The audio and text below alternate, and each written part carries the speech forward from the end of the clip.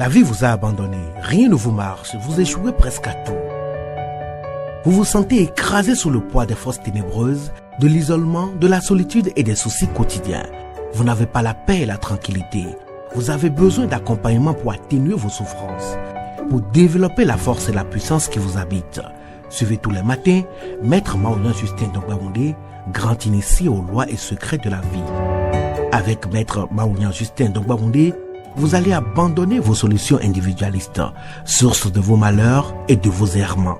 Vous allez découvrir la pensée métaphysique, seul gage de notre sortie collective du gouffre.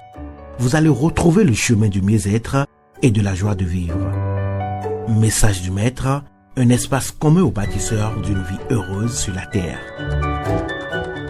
Mesdames et messieurs, hommes et femmes qui peuplent la terre, mes frères, mes sœurs, bâtisseurs de tous horizons, à vos différents grades, degrés et qualités. Je voudrais prendre ici la parole pour exprimer à chacun et à tous ma profonde et sincère reconnaissance pour vos soutiens de tous les instants. Pour le compte de cette 11e saison, entièrement consacrée à l'étude de la stupidité, nous poursuivons notre voyage vers le passé pour découvrir les sources des assauts répétés contre la pensée critique, considérée autrefois comme une vertu. Nous savons déjà que l'éducation formelle n'enseigne plus à penser. Je parle de l'école occidentale. Son rôle est d'apprendre à reproduire des réponses jugées correctes à des questions artificielles. Nous savons que la société de consommation a mis en place des commodités adaptées aux besoins pratiques. Nombreux sont les domaines qui sont envahis par les spécialistes aux fins d'offrir des solutions déjà préparées pour des problèmes qui, par le passé, exigeaient de la réflexion profonde. L'objectif est d'arriver à simplifier la pensée, empêcher le raisonnement en profondeur, discréditer les capacités d'analyse, donner de la valeur à la vitesse. Aller vite, aller plus vite, faire vite. L'économie a adapté son fonctionnement sur des cycles de plus en plus rapides. La télévision et les milieux informationnels et institutionnels ont mis en place le raisonnement compressé, raisonnement en petit format que j'appelle les formats digestes pour le public. Les slogans publicitaires, les phrases choc, les titres, les résumés exécutifs. Et l'entreprise s'en est mêlée avec son idéologie de pragmatisme. Vous n'avez pas besoin de cet instant de comprendre comment ceci ou cela fonctionne. L'essentiel est que vous l'exécutiez rapidement. L'attention soutenue a perdu son utilité. Tout cela en 14 ans, avons-nous dit, entre 1986 et 2000. Voilà la période. L'éducation a adopté des modèles d'efficacité industrielle. Ça, c'est un élément nouveau pour l'éducation. Les contenus ont été fragmentés en unités plus petites. Ce qu'on appelle les objectifs d'apprentissage qui ont été rendus opérationnels. Donc, objectifs d'apprentissage opérationnalisés. Les tests standardisés ont mesuré non pas la compréhension, mais sont chargés de mesurer la capacité à identifier rapidement les réponses bonnes.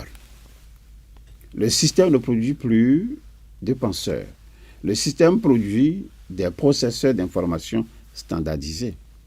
Cela montre clairement que la stupidité est un ennemi plus dangereux du bien que la méchanceté. Mais durant cette période, quelque chose de plus insidieux s'est produit. Qu'est-ce que c'est? la stupidité a commencé à être vendue comme une vertu. Être direct, être pratique, être objectif, tout cela masquait le refus de faire face à la complexité réelle. Or, la vie est complexe. L'industrie de l'auto-assistance a explosé, ce qu'on appelle le développement personnel. Et cette industrie offrait des réponses simples à des questions complexes, des formules de succès, des étapes numérotées pour le bonheur, des techniques rapides de ce qu'on appelait la transformation personnelle ou le développement personnel, tout en promettant des résultats, sans exiger le travail cognitif. Le travail qui oblige à réellement comprendre sa propre condition. La philosophie a été expulsée du courant culturel. Le courant culturel qui était assez dominant. Et la philosophie était devenue plus lente, plus difficile, et elle a été remplacée même par une psychologie populaire qui offrait des diagnostics instantanés et des solutions toutes faites. Le marché ne voulait pas de consommateurs qui pensaient profondément. Non. Le marché voulait tout simplement des consommateurs qui répondaient rapidement aux stimuli. La stupidité fonctionnelle est devenue un modèle d'efficacité économique. Information de masse, conscience en chute. Voilà les résultats. Alors, Internet est venu pour démocratiser l'accès au savoir, a-t-on dit, et a simultanément détruit la capacité de connaître. Tout le savoir humain était disponible en quelques secondes. Et cela met des esprits de moins en moins capables de transformer l'information en compréhension. Savoir est devenu accumuler des données. Chercher est devenu copier les résultats du premier lien. Et apprendre est devenu regarder des vidéos sans pause pour la réflexion. La fragmentation de l'attention a atteint des niveaux pathologiques. La fragmentation de l'attention. L'esprit a commencé à fonctionner en mode de balayage constant, sautant d'un stimulus à l'autre, incapable de maintenir une concentration prolongée sur un objet quelconque. En attendant la suite dans mon prochain message, je voudrais vous demander, comme j'ai l'habitude de le faire, je voudrais vous demander de continuer à vous familiariser avec l'invocation que vous connaissez. C'est une invocation simple qui peut vous aider à ramener en surface donc la pensée critique qui a été tuée en vous depuis. Alors on répète cette invocation 5 heures de préférence et à intervalles réguliers de 2 heures jusqu'à 21 heures. Allons-y ensemble. Au commencement était la pensée. Au commencement était la pensée. La pensée se manifesta sous la forme d'idées. La pensée se manifesta sous la forme d'idées. L'idée prend corps dans notre conscience, l'idée prend corps dans notre conscience et se traduit par la parole, le geste ou l'écriture. Et se traduit par la parole, le geste ou l'écriture. Cette parole projetée sur la matière devient notre action. Cette parole projetée sur la matière devient notre action. Je suis donc pensée, parole et action. Je suis donc pensée, parole et action. Alors, si regarder en arrière vous cause du chagrin et regarder en avant vous inspire de la crainte, qu'est-ce que je vais vous suggérer? C'est de regarder tout simplement tout près de vous, à côté de vous. J'y suis. Je, c'est l'ISEP. L'ISEP pour vous accompagner dans vos désirs respectifs d'apprendre à développer et transmettre des valeurs humaines et des principes de vie en étant simplement vous-même.